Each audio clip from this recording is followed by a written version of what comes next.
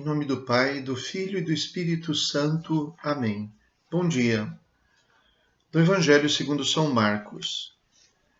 Naquele tempo, Jesus saiu de novo da região de Tiro, passou por Sidônia e continuou até o mar da Galileia, atravessando a região da Decápole. Trouxeram então um homem surdo que falava com dificuldade e pediram que Jesus lhe impusesse a mão. Jesus afastou-se com o homem para fora da multidão. Em seguida, colocou os dedos nos seus ouvidos, cuspiu e com a saliva tocou a língua dele. Olhando para o céu, suspirou e disse: Efatá, que quer dizer, abre-te. Imediatamente seus ouvidos se abriram, sua língua se soltou e ele começou a falar sem dificuldade. Jesus recomendou com insistência que não contassem a ninguém. Mas, quanto mais ele recomendava, mais eles divulgavam. Muito impressionados, diziam: Ele tem feito bem todas as coisas. Aos surdos faz ouvir e aos mudos falar. Palavra da salvação. Glória a vós, Senhor. Surdo que fala com dificuldade. Por trás disso nós temos uma verdadeira mensagem. A surdez causa a mudez. De fato, é assim que acontece na deficiência daqueles que nós chamamos surdos mudos. O grande problema não é que eles tenham alguma coisa que trave a língua e por isso não falam, mas o grande problema é que para aprender a falar é preciso escutar. Escutar é uma ação prévia, é uma condição. A gente necessariamente precisa ouvir aquilo que os outros dizem para também poder imitar e assim ouvir o que a gente diz. Uma das dificuldades que às vezes os artistas que cantam demonstram é exatamente hoje muito superada por meios mais modernos, é exatamente o fato de cantarem num ambiente onde não conseguem escutar a própria voz. É fácil desafinar e se perder quando a gente não se escuta. Aliás, mesmo sobre cantar, na experiência de vida que eu tive muitas vezes quando lidamos com música, eu sempre percebi que as pessoas podem aprender a cantar se conseguem ouvir e distinguir bem. Isto é, se quando elas desafinam, saem um pouquinho do tom, elas percebem, é possível corrigir e aprender a cantar inclusive. Mas se ela tem dificuldades de perceber que ela desafinou, ela nunca vai aprender a cantar, é impossível. Então, ouvir é uma ação prévia ao falar.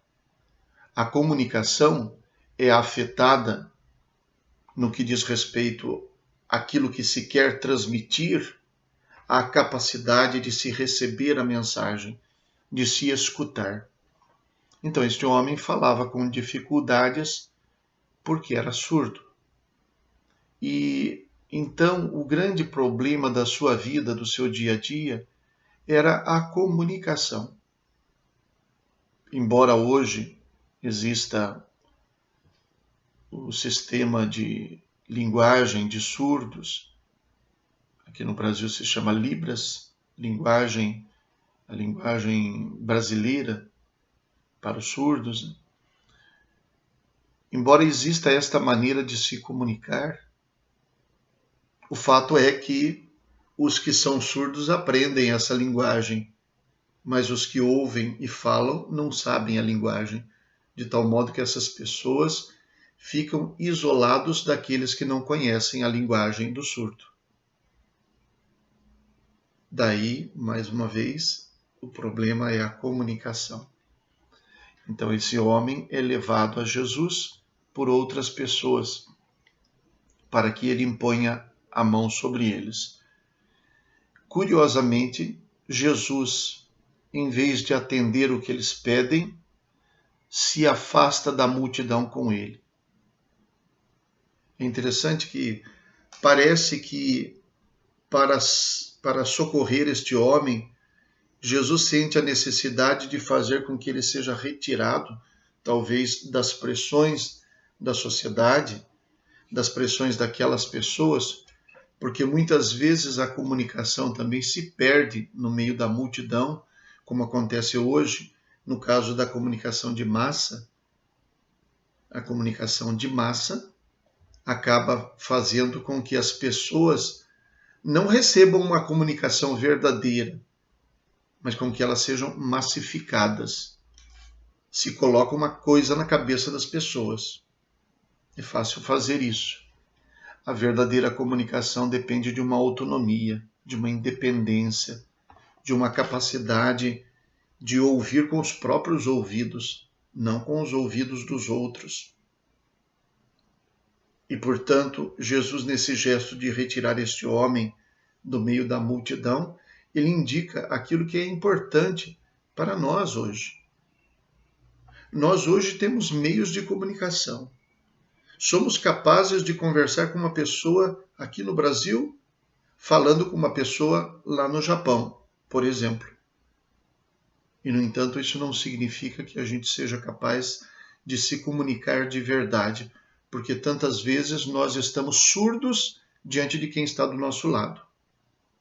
Nós ouvimos as coisas que não interessam e o que interessa, às vezes perto de nós, das pessoas que deveriam nos interessar e por quem nós deveríamos nos interessar, muitas vezes passa batido.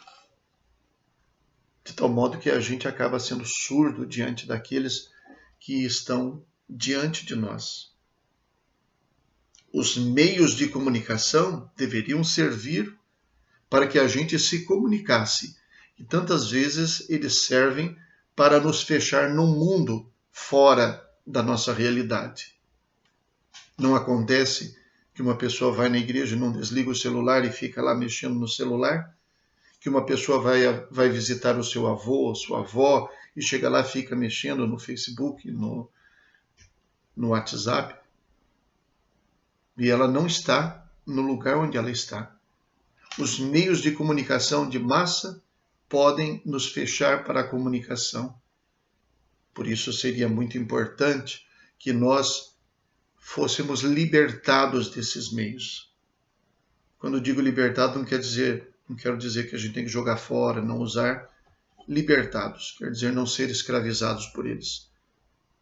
Valeria a pena nós termos a capacidade de desligar o celular, de ir à missa, se possível nem levar o celular, mas se levar, desligar antes, ou se for indispensável em alguma situação, que não é todo dia, mas em alguma situação, pelo menos a gente tirar o som para não atrapalhar os outros, para não fazer barulho na missa que não deveria existir.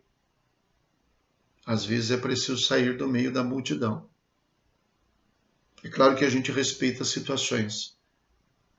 Durante um tempo eu convivia com um médico que era anestesista e ele era e podia ser chamado a qualquer momento para uma cirurgia de emergência. Então, na verdade, ele estava ligado o dia inteiro e o celular dele ligado. Até quando ele ia jogar futebol, ele deixava o celular com alguém e dizia: se tocar, ou me chama ou atende, por favor. Porque pode ser que eu tenha que sair correndo para o hospital. E ele estava ligado o dia inteiro. Então isso se justifica, mas não é o caso da maior parte de nós. Às vezes a missa é de manhã, não deu tempo de ninguém acordar ainda e a gente já está com o celular ligado. Essa é uma reflexão importante. O Evangelho pode iluminar esta realidade tão desumana dos meios de comunicação que nos fecham para a verdadeira comunicação. Jesus, então, afastando-se com esse homem da multidão, realiza esse estranho ritual. Toca com o dedo ou com os dedos nos ouvidos e com a saliva molha a língua dele. E em alta voz diz: Éfata, abre-te, para se abrirem os ouvidos e para a língua se soltar. E com isso ele então começa a ouvir e a falar sem dificuldades, porque está ouvindo bem. Se a gente não conseguir ouvir bem, dificilmente conseguiremos falar bem. Em todos os sentidos. Às vezes eu falo sem pensar e falo sem escutar. O outro diz uma coisa, eu respondo outra. É preciso escutar bem. Uma vez Jesus disse: como é que você pode querer tirar o cisco do olho do irmão se não tira a trave do próprio olho? Tira primeiro a trave do próprio olho para ver bem e conseguir tirar o cisco do olho do irmão. Como é que eu vou poder dizer a coisa certa para o irmão se eu não o escutei de verdade? Se eu não tive a paciência e não tive a atenção para ouvir o que ele está dizendo. Boa parte da sabedoria de que nós precisamos para aconselhar bem uma pessoa está na paciência de ouvir de verdade aquilo que ela está dizendo. Então Jesus assim cura este homem, abre-te a abrir os ouvidos, como também nós precisamos abrir os nossos ouvidos, porque nós somos muito surdos.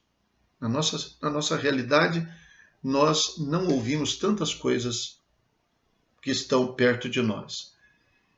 E por fim, é curioso que Jesus diga a eles, e ele inclusive, que não diga nada a ninguém.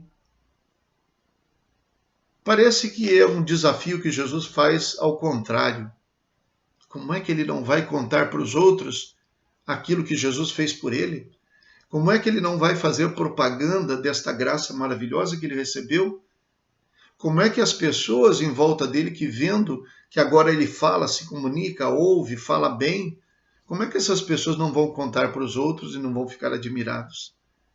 Eu acho que Jesus não queria proibi-los de falar, pelo contrário. A boca existe para falar. Mas, na verdade, Jesus faz como que um desafio para eles, para que eles percebam aquilo que deve ser dito. E quem sabe, para que aprendam a calar aquilo que não deve ser dito. Rezemos. Velai, ó Deus, sobre a vossa família com incansável amor e como só confiamos na vossa graça, guardai-nos sob a vossa proteção. Por nosso Senhor Jesus Cristo, vosso Filho, na unidade do Espírito Santo. Amém. O Senhor esteja convosco. Ele está no meio de nós. Abençoe-vos Deus Todo-Poderoso, Pai, Filho e Espírito Santo. Amém. Bom dia. Fiquem com Deus.